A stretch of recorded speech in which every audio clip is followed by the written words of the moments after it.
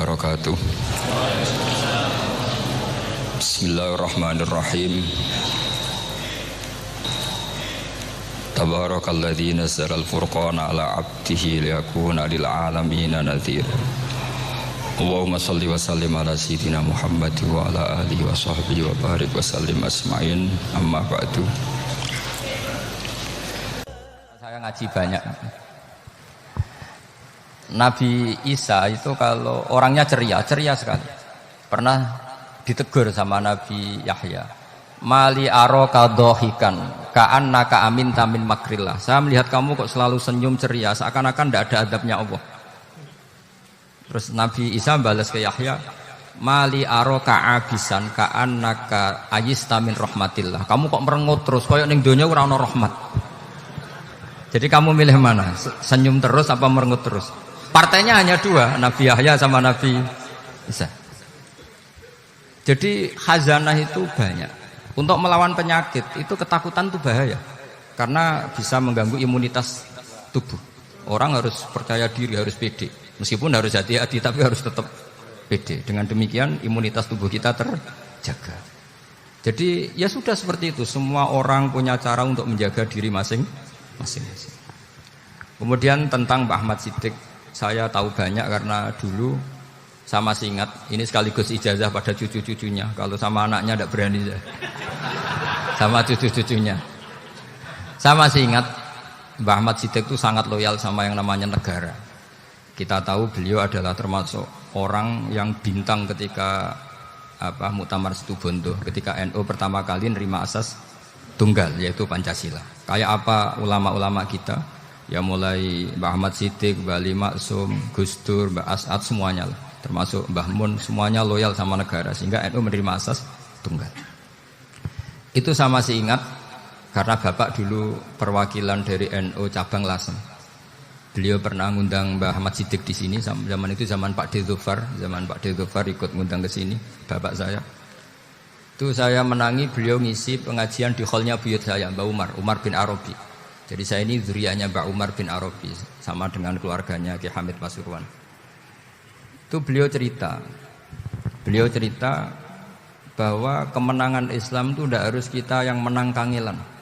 Kadang Allah bikin orang lain yang kangelan, kita yang ikut menang.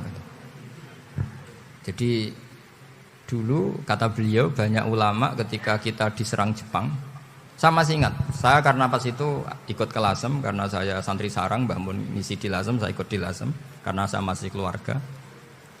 Itu ulama-ulama itu mimpi dibacakan ayat ghulibatir rum fi adnal ardi wa hum min ba'di ghalabihim sayaghlibun fi bid'i sinin lillahil amru min qablu wa min ba'du wa yawma idzi yafrahul mu'minun.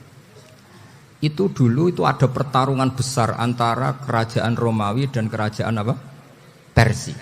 Kita tahu Romawi itu Nasrani. Saya ulang lagi, Nasrani. Nasrani itu percaya adanya Allah, adanya Tuhan, dan percaya adanya kitab samawi. Sementara musuhnya itu Persia, orang yang tidak bertuhan, tidak berdasar kitab samawi. Ketika Persia mengalahkan Romawi, itu orang Islam ikut susah, karena terus dibully sama orang-orang kafir Mekah. Orang kafir Mekah adalah orang yang tidak punya kitab samawi. Katanya orang kafir Mekah, iku lho balamu. Jute duwe kitab, jarene di hubungan mbek langit, nyatane perang keok. Paling kon ya padha. Jadi ada analogi bahwa kalahnya orang Nasrani itu dianggap simbol kekalahan orang yang bertautan atau berhubungan dengan langit. Akhirnya orang Islam susah. Saking susahnya orang Islam sampai Abu Bakar itu tanya, ya Rasulullah, lalu orang Romawi menang itu kapan? Terus ada surat turun, Fibit isinin, ya kira-kira 3. Abu Bakar pas itu belum alim-alim amat. Jadi ngartikan 3 itu ya 3 betul, sehingga beliau masyhur itu. Cara Jawa totoan itu kimar. Pokoknya nanti Romawi pasti menang 3 tahun lagi. Akhirnya ketika datang itu taruhannya dengan 10 unta. Datang ke Rasulullah, Nabi menjelaskan, "Lho ndak. Bid'u itu mabena salas ilatis itu 3 sampai 9. Kamu jangan bilang 3. Ya sudah, taruhannya ditambah. Taruhannya ditambah sampai 100 onta. Tapi pembuktiannya enggak 3 tahun tapi nunggu 9 tahun. Sampean jangan tanya, berarti dulu pernah taruhan halal. Zaman sebelum ngaji saya, sampean sudah sering taruhan. Jadi jangan nyalahkan saya. Nanti itu ada ilmunya, namanya nasah apa? Mansukh. Dan taruhannya Abu Bakar tidak kayak sampean. Taruhan yang sangat-sangat demi Islam, bukan demi hadun nafsi. Betul. Ketika tahun ke-7 orang Islam itu menang. Gila ya, tahun 9 itu umat Islam menang. Menangnya umat Islam mengalahkan musyrik Mekah itu di Badar. Romawi mengalahkan apa? Persia. Gara-gara Romawi mengalahkan Persia itu cara berpikir orang itu rubah. Ternyata langit itu ada, kekuatan langit itu ada. Sehingga meskipun akhirnya orang Kristen bilang ada Trinitas, terus mereka keliru dalam mengartikan Isa, tapi ada sekian nabi yang mereka sebut dan mereka hormati. Ada sekian kesamaan. Sehingga dalam Islam, saya ulang lagi, dalam Islam, andai kan disuruh milih orang komunis sama orang Nasrani, Islam tentu sama-sama kerjasama, milih sama yang Nasrani, karena ini ahli kitab, kerjasama loh, bukan milih menjadi Nasrani. Nanti kalian salah paham, senangannya terus bully, itu semangatnya pasti hasad. Nah, terus lalu relevansinya dengan Indonesia gimana? Wa yauma idzi yafrahul mu'minun, ketika orang Romawi yang punya kitab samawi mengalahkan Persia yang tidak punya kitab samawi, itu orang Islam ikut bunga, ikut gembira. Itu semua kiai banyak yang mimpi seperti itu. Ini cerita Pak Ahmad Siddiq. Saya dengarin. Ternyata betul. Jepang itu enggak dikalahkan Indonesia. Jepang, Hiroshima dan Nagasaki dibom oleh apa? Sekutu. Akhirnya Jepang pulang. Pas Jepang pulang, Indonesia merdeka. Itu dulu kiai-kiai sudah nakwil bahwa menangnya Indonesia itu tidak harus mengalahkan penjajah. Pokoknya nanti penjajah ada yang mengalahkan. Jadi Indonesia, orang Islam zaman itu tidak bisa mengalahkan Persia, yang mengalahkan itu Romawi. Tapi orang Islam ikut gembira. Itu sebenarnya wa yauma idzi yafrahul mu'minun binasrillah. Jadi orang itu cara berpikir Quran itu beda. Sehingga saya ini cerita ke cucu-cucu Mbah Siddiq karena ya nasabnya sama sampai saya, karena sama-sama sampai Mbah Sambu. Bedanya keluarga saya lewat Mbah Abdul Azim, kalau yang keluarga sini lewat namanya Mbah Yusuf. Itu saudara sama Mbah Abdul Azim, sama-sama sampai Mbah Sambu. Tapi keinginan saya tentu bukan sekedar silaturahim gagah-gagahan diceluk Gus. Celuk Gus repot. Nak ora alim ra pantes. Nak beling ra pantes. Salam template 1.000 jaluk swarga. Aduh. Tuhan, kok mentalane 1.000 jaluk. Kamu nginep di hotel 100.000 itu tidak cukup, apalagi untuk bayar apa? Surga. Itu enggak sopan sekali gitu. 1 juta ya enggak bisa itu. 100 juta juga enggak jelas juga. Terus sampean mendingan enggak usah salam template. Malah enggak mungkin masuk surga kalau. Jadi dulu yang namanya zuriyah, sampean tenang saja, nasab sampean tidak kalah dengan kita. Karena nanti setelah di kuburan itu gus-gus itu nggak penting. Semua kalau ditanya bapak kamu siapa, jawabannya siapa? Nabi Ibrahim. Sudah parmin parlan hilang semua, sudah aman pokoknya nanti. Karena kalau nanti ditanya malaikat bapak kamu siapa, jawabnya Nabi siapa? Ibrahim. Makanya saya itu pemuja Allah yang serius. Sampean ya pemuja Allah, tapi kan kadang kurang alim. Saya ini pemuja Allah serius. Saya itu kalau ngaji, ya ngaji biasa belajar, itu sering nangis seneng. Misalnya saya baca tadi, Miftahul Jannah la ilaha illallah, luang kunci kok dikasihkan. Kita ini masuk neraka gak pantas, enggak bawa kuncinya kok masuk. Harusnya kita ini masuk surga, kita kan pegang kunci surga, gak pegang kunci neraka. Maka aneh kalau kamu masuk neraka itu aneh. Coba kita pegang kunci surga apa kunci neraka? Tapi kadang teman saya neraka ora ono kuncine. Karena tidak ada pintunya. Terus saya bilang, kamu kok tahu? Memangnya mau ke sana kata saya. Saya tidak punya rencana tahu neraka. Karena nanti di antara syafaatnya Quran itu orang kalau mau masuk neraka tidak jadi. Ya, nggak apa-apa ya diatur sendiri.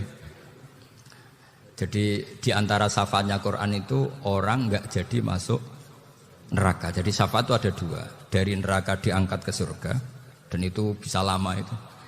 Tapi kalau syafaatnya Quran itu yang belum masuk neraka supaya nggak jadi masuk neraka.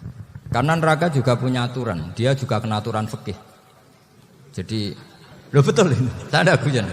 Jadi kena konstitusi apa? Fikih. Sama tak ceritani syafaatnya Quran itu ada orang itu beling itu fasik. Itu dihafal surat Tabarok. Hafal betul. Tabarakalladzi biyadihil mulku wa huwa ala kulli syai'in qadir alladzi khalaqal mauta wal hayata. Pertanyaannya gini, boleh enggak orang menginjek surat Baqarah? Boleh enggak? Enggak. Padahal orang hafal Quran itu artinya ayat itu ada di hatinya. Fa inna wa ta'ala la yu'adzibu qalban wa al-Qur'ana.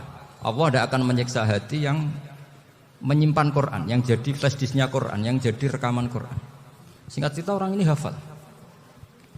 Pas ketemu Mungkar Nakir prosedur kan, ini orang fasik mau diantemin sama Mungkar Nakir. Prosedur ya, dia kan prosedur standar. Si surat Tabarok akhirnya menjelma jadi seseorang yang gagah berani. Kamu nggak boleh nyiksa orang ini. Saya ini kalamullah. Kalau kamu nyiksa dia berarti nyiksa saya. Kamu berani sama kalamullah. Wah ya tidak berani jadi Mungkar Nakir. Tapi orang itu nakal, harus saya gebukin. Tapi kata Quran tadi, tapi saya di situ pasti kena saya. Oh debat, nggak ada lajnahnya, ini nggak ikut. Kalau Gus Wirjon ikut jadi lajnah. Kalau jadi lajnah pasti kroninan, kalau santrinya dimenangkan. Akhirnya debat. Ya sudah kita ketemu Allah. Akhirnya Mungkar Nakir sama Quran tadi surat Tabarok datang, sowan sama Allah. Terus kata Allah, memangnya kenapa Mungkar Nakir? Saya harus nyiksa dia karena dia fasik ya Allah. Memangnya kenapa surat Tabarok? Saya ada di situ. Menurut aturan orang tuh nggak boleh injak-injak Quran. Kalau dia nutuk saya, nutuk Quran, itu harus dikasih tahu fikihnya Mungkar Nakir. Akhirnya Allah ngendikan gini ke surat Tabarok. Ya sudah terserah kamu. Kalau terserah pulau Gusti, Mungkar Nakir nggak boleh nyentuh orang ini. Ya sudah selamat.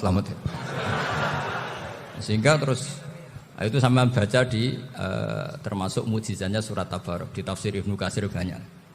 Karena tadi logikanya malaikat itu juga kena aturan fikih. Sehingga banyak ulama termasuk Said Muhammad ngendikan pertanyaan Mungkar Nakir itu tidak semua orang kena. Kalau semua orang kena nanti kalau tanya Nabi Muhammad, waman nabiyuka? Kacau kan jawabnya. Nabi kamu siapa? Lu saya ini nabi. Ya kan? Lah nanti kalau pas ketemu Nabi Ibrahim, waman abuka? Jadi repot kan? Makanya ada kiai yang guyon kalau ditanya, "Marabbuka?" Saya ini guru tauhid sembrono. Saya ini ngajar Ummul Baroin, kamu tanya Marabbuka. Masyhur itu keramatnya Imam Malik itu. Ada Ashabu Malik, rajulun min ashabi Malik. Beliau ditanya Mungkar Nakir, "Marabbuka manabiuka?" Imam Malik datang, ini seumur-umurnya itu ngajar tauhid. Kok kamu bedai itu enggak sopan kamu. Dan kita berharap barokah sampean ngaji nanti itu. Yes. Malaikat itu anak sungkane itu. Jadi itu ada juga. Dan saya meskipun guyon itu serius. Bedanya orang alim sama ndak itu di situ. Kalau orang alim itu guyon itu masih benar, masih serius. Coba saya bacakan ayatnya. Ala inna auliya Allahi la khaufun alaihim wa lahum yahzanun. Terus lahumul busyra fil hayatid dunya fil akhirah. Artinya kalau Mungkar Nakir dengan penampilan garang gitu, berarti ada ketakutan apa enggak? Ada, padahal ciri utama walinya Allah tidak ada ketakutan. Makanya itu termasuk dalilnya Sayyid Muhammad, tidak semua orang alami seperti itu karena wali-wali itu la khaufun alaihim wa lahum yahzanun. Wah anak kiai ketemu karena kerja tidur wedek. Iku rezeki ora kok pertanyaan itu, nak konan santri piye? Lho isen wis kiai dihanjuti Mungkar Nakir. Malu gak kira-kira? Mesti pelengahan konan santri piye? Nah jawabannya gampang karena pernah ngajar tauhid. Makanya Sayyidina Ali ini cerita ini ada di kitab Nurul Dholam. Sama di kitab Nurul Dholam karangannya Syekh Nawawi Banten. Itu Sayyidina Ali itu ya, andekan orang biasa mungkin ya agak-agak hasut, tapi ini wali gak boleh kamu katakan hasut. Dia itu mangkal sama Umar. Orang kok setiap orang pernah dibentak. Apa dia berani bentak Mungkar Nakir? Penasaran dia. Bagaimana kerengnya Umar itu berlanjut enggak gitu kira-kira. Akhirnya minta, ya Allah saya minta kasyaf. Ya karena yang minta Sayyidina Ali karena mau wajah dituruti sama kasuf. Dilihat Sayyidina Umar pas meninggal itu. Jadi hasud itu ya kadang penting asal baik. Loh betul bahasa Kanjeng Nabi kadang la hasada illa fisnaten. Itu Nabi membahasakan ya hasad. Gus Verson saja yang nafsirkan ghabthah itu kan gaya-gayanan sebagai ulama. Aslinya Nabi ngendikane itu la hasada illa fisnaten. Ulama yang ganti itu namanya ghabthah. Wong Nabi sendiri nyebut hasad kok kamu tafsiri ghabthah. Ya hasad ya hasad. Udah enggak usah ditakwil-takwil pokoknya gitu. Kalau sama nggak percaya nggak apa-apa. Kok gitu aja kok repot. Karena sama nggak percaya kemungkinannya dua. Satu nggak ngerti. Dua sama-sama alim kan dari awal kalau sama-sama alim kan laisa li alimin ayuqallida aliman akhor. Kita nggak perlu saling mengikuti. Ngapain hasud? Biasa aja. Akhirnya Sayyidina Ali kasut. Pas Umar bangun, setelah mati kan bangun, setelah meninggal bangun. Munkar Nakir datang dengan perang yang sangat garang. Itu digambarkan Sayyidina Ali matanya itu kal kidril ghali. Kayak apa? Kendil yang apa? Mengangan. Wah, seru. Sayyidina Ali senang, paling takut ini Umar. Senangnya bukan main. Wah, ini mesti takut Umar. Biasa. Ternyata enggak, Umar malah bangkit. Woi, Munkar Nakir. Kamu tahu menghadapi siapa? Itu betul ya?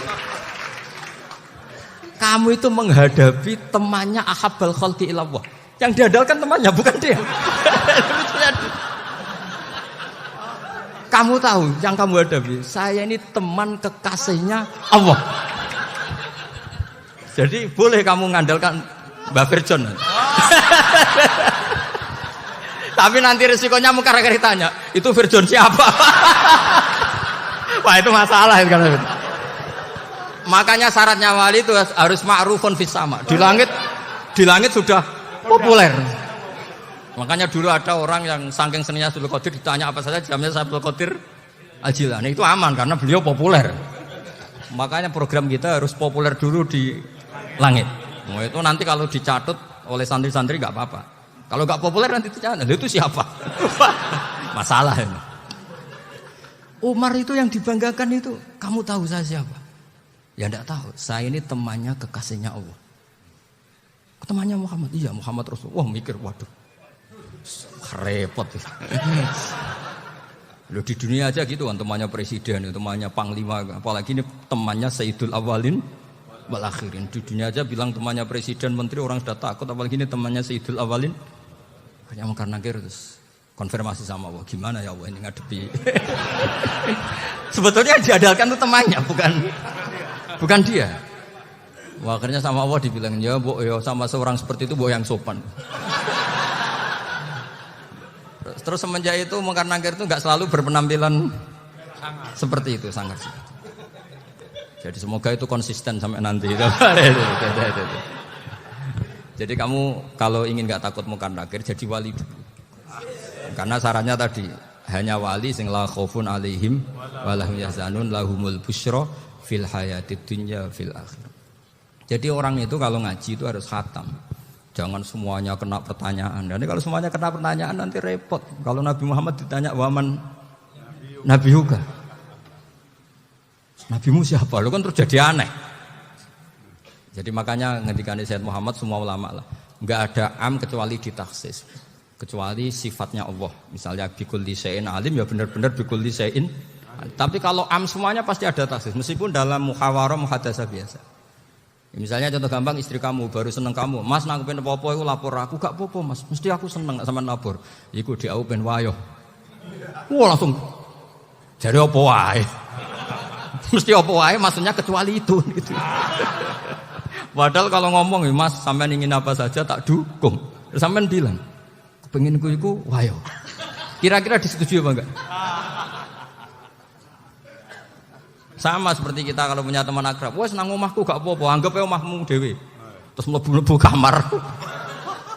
Jadi ndak ada am kecuali di ditaksis. Artinya kalau ada cerita bahwa orang mati pasti ngalami ditanya Munkar Nakir itu pasti ada am yang ditaksis. Itu pasti enggak dialami para anbiya, para ya, karena ciri utama wali itu la khaufun alaihim walahum yahzanun.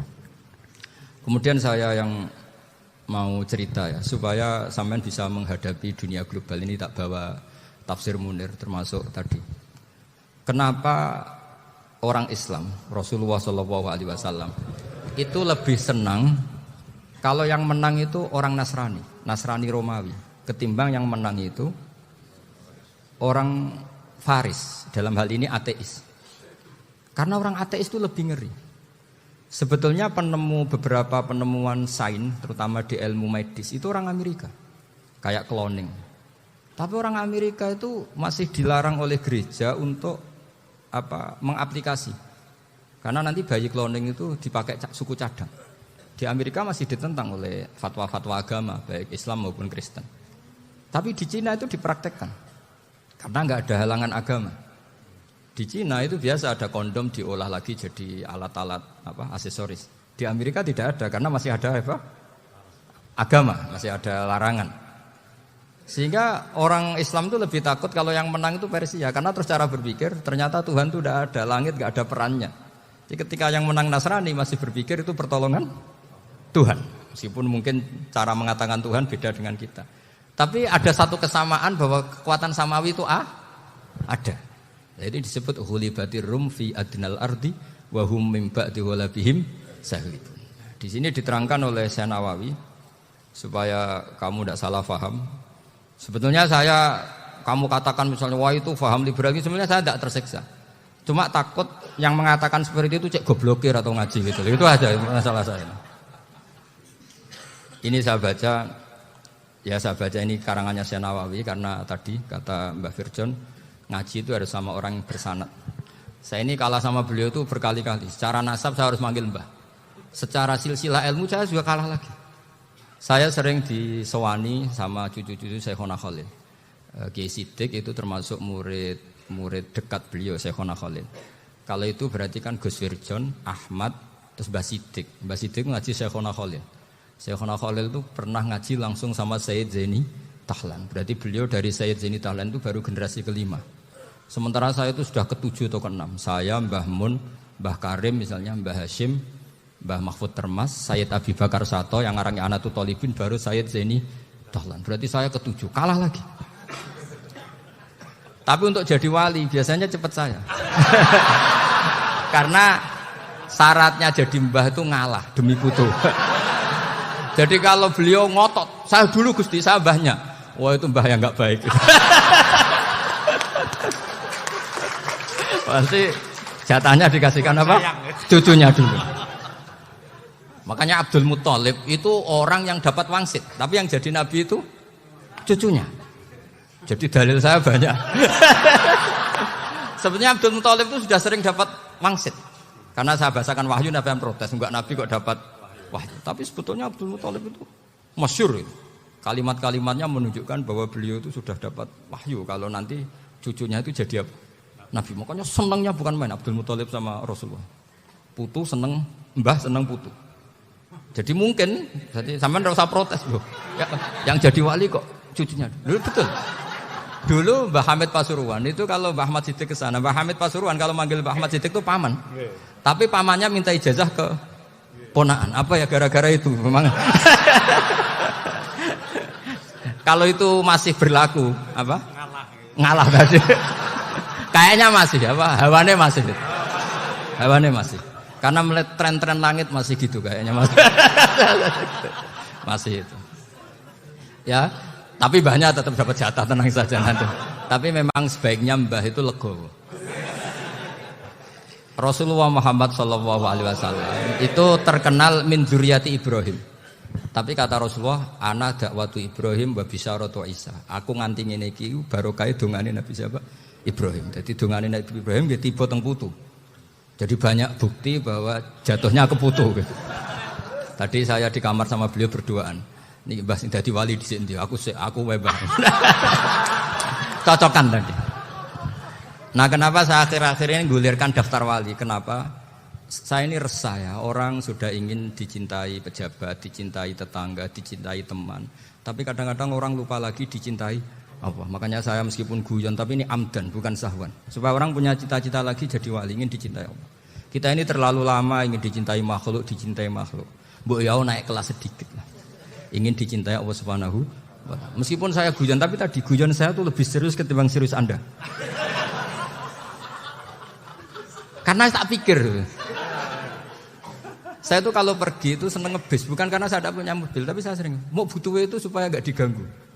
Karena saya tuh harus punya waktu sendiri. Kalau bis kan ketemu orang nggak kenal, tapi sekarang ya agak susah, banyak yang kenal. Dan susahnya lagi nggak minta ijazah, minta foto. Aduh, repot tuh. Mau dibenci itu umatnya Rasulullah Shallallahu Alaihi Wasallam. Mau disetujui itu sanatnya mana? Kalau ketemu orang alim minta apa? Foto. Itu nggak ada sanatnya. Nggak tahu saya itu mazhab dari mana itu. Ya mazhab milenial yang jelas itu kan. Ini tak baca ya biar dapat. Karena ini kenangan saya sama Mbak Ahmad Siddiq. Saya masih ingat betul beliau ngisi kholnya Mbak Abdullah bin Umar, berarti abahnya Mbak Hamid. Karena mbah saya itu Fatimah binti Khalid bin Umar. Kalau Mbak Hamid itu Hamid bin Abdullah bin Umar. Itu saya masih ingat betul zaman itu Mbah Hamid siap khol di Lasem itu rawuh dan saya derek nembah saya karena masih misanan datang ke Lasem. Itu beliau pas itu ngisi sama Mbah Mun. Mbah Mun masih muda, Ki Ahmad Siddiq sepuh senior. Itu beliau cerita bahwa dulu ketika Indonesia dijajah Jepang itu para kiai mimpi dibacakan ayat Khulibatir Rum fi adnal ardi wa hum mim ba'di walabihim. Terus ada kiai yang tanya, takwilannya gimana? Ya nanti Jepang pulang, bukan karena kita yang mengalahkan, tapi Jepang ada yang mengalahkan sendiri, meskipun tidak kita. Kayak dulu Faris tidak dikalahkan Islam, tapi dikalahkan Romawi, tapi yang senang umat Islam. Wa yauma idzi yafrahul mu'min. Itu luar biasa ulama-ulama kita. Delalah kejadiannya Indonesia seperti itu. Yaitu kita tidak mengalahkan Jepang, tapi Jepang pulang sendiri karena dikalahkan apa? Sekutu. Ya ini saya baca. Ini tidak usah dicek bacanya benar apa enggak. Sudah aman apa? Aman. Karena kalau saya salah itu ya sengaja. Artinya ya sengaja saja. Ya biasa maksudnya. Saya kemarin ngisi di Pondok Peloso, di Pondok Al Munawir Jogja. Salah itu ada dua. Ada salah yang memang benar-benar salah. Itu enggak apa-apa, bisa dimakfu. Karena mesti sangke wong goblok salah yang terus itu. Ada salah bawaan ilmu, itu repot tuh dadaninnya. Karena misalnya kita yang biasa belajar qiraah safah wayah sibuhu, mesti diulang lagi wayah sabuhu. Karena qiraahnya Imam Asim itu hasibah yah sabu bi fathis sin. Sementara kita kalau ngaji kitab kulino yah sibu. Sehingga kita yang biasa belajar safah itu kalau baca kitab itu kayak orang bingung. Kadang-kadang yang ngaji juga bingung. Gus Pak mocok di bulan pelin. Ya tepat-tepatan. Ada yang mengatakan Gus Pak bingung. Ada yang mengatakan Gus Ba alim alamah, ya tepat-tepatan nasib tadi. Karena memang ya sab'ah memang seperti itu. Misalnya kufuan itu Imam Asim baca kufuan. Tapi beliau punya murid namanya Syu'bah. Itu kalau baca kuf'an. Makanya kita itu ini kan khataman Quran ya. Jadi saya menyinggung sedikit tentang qiraah sab'ah. Tadi beliau juga sudah tak kasih kitab saya Hifdzuna Liyadal Mushaf. Sama tak ajari latihan sab'ah. Memang angel ya. Makanya yang nggak bisa itu wong pinter. Sudah tahu angel ya nggak usah diteruskan kan.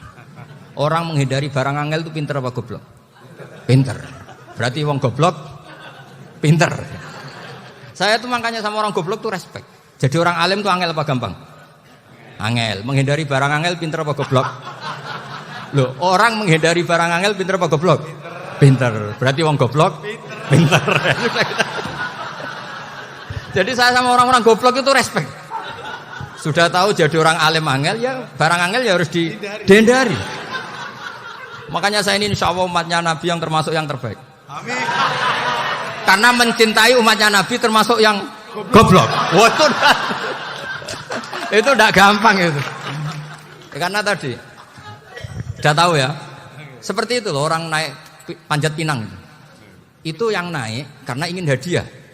Yang nonton sudah tahu wah licin kok dinaikin mau keplodok ya. Tapi orang sepakat yang nonton juga pinter karena sudah tahu ribet kok. Tuku neng pasar kena lah opo mana. Sama juga gitu. Ngalim tafsir angel, ngalim fikih angel. Tak karek ngaji ngerekam kan gampang. Itu pinter apa goblok? Pinter. Iya. Makanya kula niku mbok burohno ngono tok.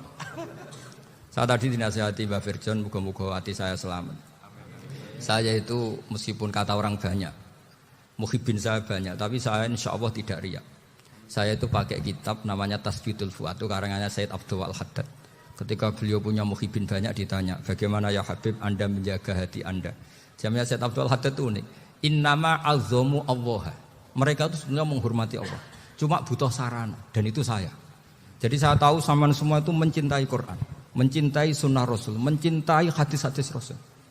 Cuma sampean kan karena nggak paham, terus manfaatkan saya. Jadi sebenarnya saya ini korban. Korban. Jadi saya mau riak gimana? Korban kok mau. Bangganya di mana tuh? Coba sampean misalnya ngaji tafsir, belajar sendiri kan susah. Terkibnya susah, maknanya susah. Bahkan beli kitabnya kadang tidak kuat. Loh, untuk jadi alim tafsir itu kan harus beli kitab. Loh, saya sering belajar kitab itu jutaan. Tafsir Tobari, saya pernah beli kitab Fakhrur Razi itu berapa coba? 27 jilid. Karangannya Fakhrur, belum karangannya ulama modern, Imam Sa'rawi. Itu berapa jilid? Itu jutaan. Saya kemarin juga dihadiahi kitab Pak Quraish Shihab namanya Faidul Bari fi Syarhil Bukhari. Pak Quraish Shihab yang terkenal. Dia sering diskusi sama saya. Saya ngasih hadiah beliau ngasih hadiah saya. Oh itu harganya enggak kuat. Dadak kuat kadang di Indonesia enggak ada coba. Dan sama orang hebat menghindari kesulitan itu. Nah, kesulitan itu Gus Bak ngaji ikut, kalau enggak paham dirukokno rekamannya sudah gitu. Pinter mana sampean sama saya? Pinter sampean kan? Bikin sosis susah, beli aja kok repot kan. Nah, makanya nggak boleh orang bilang, wah aku goblok reso tafsir, aku wong pinter. Makanya nanti kalau saya ketemu Nabi tidak termasuk orang yang mentahkir orang Islam. Kafa bil mari isman ayah kira akhahul muslim. Jadi cukup orang itu dosa kalau menyepelekan orang Islam. Termasuk darani sampean goblok itu dosa. Caranya nggak darani goblok ya tadi di logika tadi. Alim itu angel. Ngendari angel itu pinter. Berarti wong bodoh. Pintar ya sudah gitu. Tapi tetap bodoh. Tapi ini satu cara untuk saya respect gitu. Coba orang yang ngaji tafsir saya banyak, mungkin ribuan. Itu sebetulnya mencintai Quran. Karena Quran adalah kitab suci yang panduannya umat Islam. Sangat mencintai Quran. Terus kemudian mereka nggak paham. Terus mencari orang yang memahamkan. Burohno lah cara Jawane ini. Terus keren saya itu di mana coba? Lah terus mereka kurang ajarnya gini, kalau paham itu ya alhamdulillah paham. Kowe nak ngaji Gus Bae ngono tok. Tapi nek ora paham, ora nyalano akal ya. Mari Gus Bae nerangno cepet, mulane gak paham. Ora kok nyalano teke sing lelet. Oh itu kan masyaallah naudzubillah tenan. Sebetulnya tingkat kurang ajarnya tinggi Gus sebenarnya. Jadi kalau enggak paham itu kadang enggak nyalahno uteke. Kayak mau misalnya, mau mari mikir ra jelas. Padahal misalnya jelas ora mesti paham bodoh. Paham ya? Jadi kata Said Abdul Haddad, innama azzamu Allah. Sebenarnya mereka itu sangat menghormati Allah. Makanya kita enggak perlu mengatakan wasilah itu kafir, enggak akan. Karena orang tawasul sama Rasulullah itu ingin dapat ridhonya Allah lewat orang yang dicintai Allah. Kita mencintai wali sebenarnya, wah itu kekasih Allah. Kita mencintai itu karena mencintai Allah. Sama seperti gini. Kamu mencintai kangkung apa enggak? Sebenarnya sama sekali enggak. Tapi kamu ingin sehat, ada asupan gizi. Kamu ingin tubuh kamu sehat, butuh asupan gizi. Kemudian kamu makan kangkung. Apa terus kamu cinta kangkung? Kan enggak. Cinta kesehatan kamu sama. Orang yang mencintai saya sebenarnya ingin kepuasan rohani. Saya kan termasuk kiai yang torekonya gampang. Ini swarga, kan akhirnya penggemarnya banyak. Coba kalau kamu neraka. Jadi sebetulnya Anda mencintai kepuasan Anda sendiri. Nah, saya ini korban. Makanya untuk masuk surga cepat saya, korban itu cepat. Da'watul mazlum la turaddu kan gitu. Laisa bainahu wa bainallah hijab. Jadi saya kalau ndonga langsung seret langit. Karena mazlum. Saya sinau tafsir coba sampean bayangkan ada tafsir itu sudah 27 jilid. Sing aran Fakhrur Razi itu buletnya bukan main. Karena dia ahli filsafat. Buletnya masyaallah. Sudah gitu sinau Jalalain kadang dikomen oleh Sawi. Sudah kita percaya Jalalain boleh dibuli Sawi. Percaya Sawi dikandani, oh iku Maliki ra Sawi. Oh, ribet. Sudah gitu sinau Qurtubi, sinau tafsir Tobari itu susahnya. Belinya susah, belajarnya susah. Padahal saya punya keluarga, punya istri, punya anak. Bayangkan kalau istri saya rewel kayak istri sampean. Wah itu, tapi alhamdulillah enggak. Sama sekali enggak. Allah sudah milihkan, wah ini bahaya kalau punya istri rewel. Imam Sibawai itu kitabnya banyak, tapi yang terbukukan hanya kitab Sibawai. Karena beliau kalau sudah belajar lupa istri. Hanya pas beliau di pasar, kitabnya dibakar semua sama istrinya. Karena dianggap saingannya. Ternyata yang dicerai tidak kitabnya, malah istrinya. Itu Imam siapa? Sibawai. Tapi alhamdulillah kitab saya enggak terbakar, aman. Saya teruskan ya. Jadi untuk menjaga riya dilatih innama azzamu Allah. Sebenarnya mereka itu menghormati Allah. Sehingga wasail-wasail itu sebenarnya enggak pernah jadi subjek, pelaku utama enggak. Tetap Allah. Sebab itu kata Sayyid Muhammad, kamu kok mengatakan wasilah itu kafir itu gimana? Ketika innallaha qad ba'atsa lakum taluta malika. Talut itu ya manusia. PD-nya itu apa? Inna ayata mulkihi ayyatiyakumut tabut fihi sakinatum mir rabbikum wa baqiyatum mimma taraka alu Musa wa alu Haruna tahmiluhul malaika. Jadi beliau PD itu kalau bawa sunduk semacam peti sakti, sing di situ ada baqiyatum mimma taraka alu Musa wa alu Haruna tahmiluhul malaika. Ya kayak semacam jimat. Tapi saya bukan mensyariatkan jimat enggak, karena nanti banyak penjual yang pembohong juga gitu loh. Cuma cerita, kamu tidak usah mengatakan kafir. Dulu Tolut PD-nya kalau bawa sunduk semacam peti kesaktian yang di situ ada baqiyatum mimma taraka alu Musa wa alu Haruna tahmiluhul malaika. Sehingga Khalid bin Walid meskipun beliau sahabat dan menyaksikan wajah Rasulullah sallallahu alaihi wasallam, itu bawa sya'aratun min sya'aratihi Rasulullah sallallahu alaihi wasallam, bawa rambutnya Nabi. Perang kemana mana itu diletakkan di pecinya. Nanti sama tanya lagi, masa pakai peci Khalid bin Walid ini? Wah panjang sampai itu repot. Sampai tak warai ngaji usul fikih. Usul fikih itu kalau ngaji itu ada istilah tangkihul manat. Ini mestinya wilayah yang kita bisa berdebat sama Mbah Firjon. Dulu itu musuh saya karena saya makili Anwar, beliau makili Peloso. Tapi tahu-tahu kalah tua terus saya mengundurkan diri.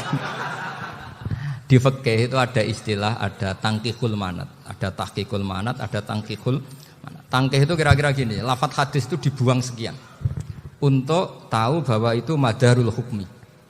Misalnya gini, tak beri contoh paling gampang. Sama harus paham, kalau enggak paham enggak pinter-pinter. Ja'a a'rabiyun ila Rasulillah sallallahu alaihi wasallam. Ya karena ini menghormati Mbah Ahmad Siddiq, saya orang alim, jadi ngaji ini tetap ada suasana alim. Ya harus ada suasana alim. Enggak perlu jadi orang alim tadi susah. Sudah ngindari susah itu pintar. Sudah itu aja. Jadi orang alim susah, ngindari barang susah pintar. Berarti orang enggak alim pintar. Nah, meskipun tetap sudah itu pegangi sampai mati nanti. Loh, jadi orang alim itu repot. Itu kata Imam Ghazali, kalau orang alim kalau mau masuk surga itu sama Allah enggak boleh. Kif, kamu enggak boleh langsung masuk surga. Coba cari umat kamu, syafaati dulu. Lah saya takut nyari sampean enggak bisa kembali. Saya enggak punya rencana itu. Pokoknya mau masuk. Golek sampean kuaduan. Aduan balik ra roh dhewe, wah repot nanti saya. Berat jadi orang alim itu berat. Ya saya teruskan ya. Ada tangkihul manat. Ja'a a'rabiyun ila Rasulillah sallallahu alaihi wasallam. Faqala ahlaktu wa ma ahlakaka qal waqa'tu imraati fi nahari Ramadan. Ya saya ini rusak ya Rasulullah. Kenapa? Karena saya menjima istri saya fi nahari Ramadan. Terus kata Nabi, kamu harus bayar kafarah. Napa Nabi kafarah? Puasa 2 bulan. Wong baru 1 hari aja terjadi gitu kok disuruh puasa 2 bulan. Ya tidak kuat ya Rasulullah. Baru berapa hari saya puasa aja kecelakaan seperti itu. Apalagi kalau sampai 2 bulan. Enggak ya Rasulullah. Ya sudah kalau gitu kamu pertama ngasih makan apa? Itku rokobah kan, pertama merdekakan budak. Tapi kan sekarang enggak ada budak makanya terus sekarang langsung puasa. Wah ini enggak bisa semua.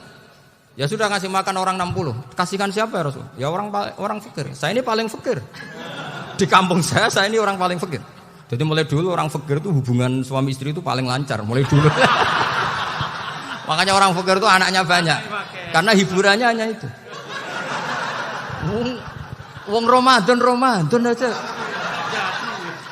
Coba mau ke ATM enggak punya uang, mau antri di bank enggak punya, mau apa coba? Itu mulai dulu. Ini sanatnya mutasil.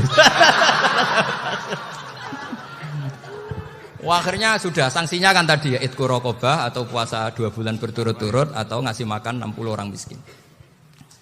Lalu kata ahli usul fikih, kata a'rabi dibuang, enggak menjadi catatan hukum. Orang kota pun kalau melakukan itu juga kena sanksi yang sama. Imro'atahu juga dibuang. Andai kan itu dilakukan untuk amatnya juga ketentuannya sama. Nah sekarang perdebatan antara Imam Syafi'i dan Imam Malik begini. Sekarang pertanyaan gini, jima istri itu hukumnya boleh apa haram? Boleh kan? Lalu kalau ada orang tanpa udzur kemudian makan siang-siang, cara Imam Malik hukumnya sama, harus kena sanksi yang sama. Karena sama-sama hadku hurmati Ramadan bi ghairi udzrin syar'iyyin. Sama-sama merusak hukum Ramadan tanpa udzur syar'i. Lu jima itu tidak zina. Kan hukumnya jaiz. Nah, sekarang makan hukumnya jaiz, harusnya juga kena ketentuan yang sama. Cara pikirannya Imam Malik. Nah, alhamdulillah Imam Syafi'i enggak setuju. Wah, cara setuju repot. Bahkan orang-orang Syafi'i sudah punya khilaf, kalau gitu minum dulu. Iya, biar enggak kena. Iya, biar iftarnya pakai minum. Setelah minum baru jima kan. Ini sudah menyiapkan khilafnya. Ini khas Syafi'i ini, bongsong rekayasa hukum. Nanti bisa belajar jauh cara ngakali hukum. Makanya guyonan yang masyhur Gus Dur itu gitu. Ada seorang kiai atau Gus lah, ya punya salah, namanya manusia kan punya salah, entah cangkruk entah apa, pokoknya punya salah. Ada wartawan yang ngiranya semua kiai itu orang suci, sehingga tanya sama Gus Dur, Gus itu ada kiai kok, ya pokoknya salah lah. Tapi jangan bayangkan dosa besar, enggak, kecil-kecil aja. Itu gimana itu? Padahal kiai kan orang suci. Jawabnya Gus Dur lucu. Ya justru yang boleh salah itu para kiai, kalau kamu nggak boleh. Loh kok bisa Gus? Karena mereka tahu caranya tobat. Repot. Kalau kamu nggak tahu caranya. Sama pelanggaran hukum itu ya harus pakar-pakar hukum. Ya. Itu yang tahu caranya rekayasa. Kalau kamu ya kena pasal kan ya. Jadi kamu jangan niru saya. Saya ini punya sekian cara untuk kembali. Nah, itu namanya khilaf. Makanya kata Sayyid Muhammad, kamu tidak usah anti khilaf. Karena Abu Hanifah itu membolehkan khilaf. Kitabul khiyal. Yang penting kamu soleh dulu. Setelah soleh nanti Allah maklumi. Soleh dulu, syaratnya soleh dulu. Kalau tidak soleh jangan. Contohnya gini, ada orang mau puasa lemes sekali, mau makan. Gampang. Kalau langsung makan kan kayak hadku hormati Ramadan biwari udrin syar'iyyin. Aku langsung mau Jembera sowan Mbah Firjon. Sudah status saya apa? Musafir. Ya sudah, berangkat aja sampai Tuban makan. Nanti kalau nggak jadi ya nggak apa-apa sudah. Kan mulai pergi sudah musafir. Saya tidak tahu nanti malaikat tertarik gebuki nggak tahu. Tapi itu ada khilafnya, asal soleh lah. Karena kata Sayyid Muhammad dan semua kitab mengatakan itu. Kalau sampean nggak tahu ya kebablasan. Nabi Ayub, nabi yang terkenal Gudiken itu siapa? Ayub ya. Nah, itu yang Israiliyatnya akan seru lah. Gudiken dikukur bek kreweng itu terlalu lah kalau itu. Untuk kreweng konti ning Arab ora ono kreweng itu sudah masalah itu. Singkat cerita, Nabi Ayub ketika diasingkan kaumnya itu kan nggak punya sumber makanan. Lah orang lelaki itu mulai dulu egois. Istrinya Nabi Ayub itu cantik sekali, udah cantik, rambutnya bagus. Makanya kamu nggak usah tanya kenapa istrinya kayak banyak yang cantik. Ya, warasatul anbiya, nggak boleh betul. Kalau nggak cantik ya warasatul anbiya dari segi balak. Istrinya Nabi itu semuanya cantik. Nggak usah tanya sebabnya apa, pokoknya gitu, semuanya cantik. Singkat cerita, beberapa kali istrinya Nabi Ayub itu kerja demi bisa nafkahi Nabi siapa? Suatu saat itu tidak ada pekerjaan yang cukup untuk beli roti. Satu-satunya peluang dapat rezeki itu putrinya raja itu rambutnya berondoli. Terus ada sayembara siapa yang rambutnya bagus mau dibeli. Sampai rambutnya istrinya Nabi Ayub itu dijual. Nabi Ayub tersinggung karena itu mengurangi kecantikan. Jadi lelaki mulai dulu gitu. Udah nggak urun kalau istrinya nggak cantik itu komplain. Itu khasnya lelaki. Jadi kalau kamu gitu ada sanadnya juga, tenang saja ya. Komplain ya pegawaian itu.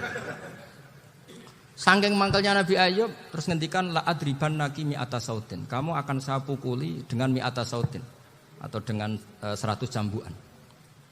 Atau mi'ata dikhtin atau mi'ata apalah sesuai konteks zaman itu. Engko nek muni pecut tuku konti kok ribet lagi. Singkat cerita akhirnya ketahuan bahwa istrinya menjual itu demi Nabi Ayub. Allah nggak ridho kalau kekasihnya yaitu istrinya Nabi Ayub wis perjuangan kayak gitu malah kena hukuman. Tapi Allah juga nggak ingin kekasihnya yang bernama Ayub melanggar sumpah. Padahal beliau sudah sumpah, wallahi demi Allah nanti tak pukul dengan 100 kali. 100 kali dengan lidi lah misalnya. Contoh yang gampang itu lidi. Akhirnya sama Allah dikasih satu solusi. Wa khud biyadika dikhsan fadrib bihi wala tahnas. Ya sudah, lidi itu ikat jumlahnya 100. Terus pukul sekali saja. Anggap saja sudah 100. Iku pangeran sing wari ngakali ngono iku pangeran. Tapi syaratnya soleh. Syaratnya soleh. Jadi kalau kamu anti khilaf berarti anti ajarannya Allah di ayat itu. Wa khud biyadika dikhsan fadrib bihi wala tahnas. Itu dulu ada, ini cerita di Ithaf. Ini cerita terakhir, ini sudah, sama jangan nama sudah. Terus pengumuman tadi, yang enggak pernah sepuh ngutang saya itu haram tadi. Karena tadi saya punya kewajiban di rumah yang bisa menggugurkan ya kewajiban yang lebih besar. Lebih besar itu ya tadi, bisa pernah guru, pernah sepuh. Yang jelas enggak umur. Umur sampean menang kabeh itu. Tua-tua itu serepot itu. Ada raja itu ganteng kaya, senengane nikah perawan cantik. Oh, itu semua kampung mesti kenal. Mungkin digilir atau gimana pokoknya. Suatu saat ada pemuda suka sama perempuan yang di kampungnya, cantik sekali. Kemudian pemuda ini ternyata pekerja di kerajaan itu. Tiap hari ditanya, wah itu yang di kamu yang cantik siapa? Mau saya nikahin gini. Wah bahaya ini saingannya raja. Jadi yang dibidik pemuda tadi itu saingannya. Si raja ini orang yang namanya raja kan gengsinya tinggi. Kaifatang kihuha wa qad ra'aitu qad qabbalaha rajulun. Kok mbok nikah piye? Saya tuh pernah melihat dicium lelaki. Wah, gak mau. Gak gelem wis kadung ditambung wong lanang waqat qabbalaha rajulun. Saya pernah melihat sendiri qabbalaha rajulun, dicium oleh lelaki. Wah, sudah gak minat raja langsung gak keren. Suatu saat pemuda tadi nikahi perempuan itu. Rajanya marah-marah. Kamu lelaki gak punya harga diri gini. Gak punya selera, gak punya harga diri, sudah pernah dicium orang kok tetap dinikah. Bilang ke raja, takrif manir rajul, lelaki itu siapa? Abuha. Kamu tahu lelaki itu siapa? Sopo? Abuha. Bapaknya. Saya kan hanya bilang rajulun. Pernah dicium lelaki. Lah pikirannya raja itu lelaki kowe ngene iki. Tapi butuhe canom mau raja ben gak sida. Itu aja tuh. Baru kayak digulirkan gitu waqat qabbalah rajulun. Enggak mau. Setelah itu suatu saat pegawainya tadi nikahi perempuan. Kamu enggak punya harga diri gini. Kamu tahu mandir rajul apa abuha. Nak ngono aku gak apa-apa. Lah monggo sakniki wis bojo kula. Ora trimo wis diambung wis macam-macam. Lah itu namanya khilah. Apa? Khilah. Kalau di Balawa disebut tauriyah atau apa. Tapi saya tidak ngajari sampean seperti itu. Sudah pinter sebelum saya ajarin. Bangsa ngakali kan sudah pinter. Ya ini terakhir tak baca Arabnya saja nanti. Bismillahirrahmanirrahim. Biar dapat barokahnya Syekh Nawawi juga barokahnya guru-guru. Bismillahirrahmanirrahim. Wasababu nuzuli hadil ayati annahu kana baina farisa war rumi qitalun wa kanal musyrikuna yawadduna antaghliba farisu ar-ruma li anna farisa kanu majusiyan ummiyin wal muslimuna yawadduna ghalabatar rum ala faris liqaunihim ahla kitabin. Jadi zaman dulu orang Islam lebih senang kalau yang menang itu orang Nasrani. Kalau bandingannya ateis. Karena bagaimanapun percaya kekuatan langit. Sementara orang ateis sama sekali tidak percaya kekuatan. Apapun bedanya kita dengan Nasrani itu ada kesamaan, yaitu percaya adanya kekuatan langit. Sehingga ketika orang Romawi kalah itu orang Islam ikut susah. Paham ya? Makanya ini tak baca biar sampean enggak macam-macam pikirannya. Fab'atha Kisra saat terusnya, ya pokoknya seperti itu. Akhirnya Rasulullah SAW berdoa lebih senang yang menang itu Rom karena ahli kitab. Artinya apa? Kemenangan ahli kitab adalah kemenangan makhluk atau hamba Allah yang mentautkan kekuatan kita di bumi dengan kekuatan langit. Makanya saya berharap selain kita ikhtiar medis, kita harus memperbanyak istighfar. Bagaimanapun semua itu dari Allah Subhanahu wa ta'ala. Kita menghormati negara dengan ikhtiarnya, tapi saya mohon sekali kita juga istighfar. Karena semua itu juga ditentukan oleh Allah.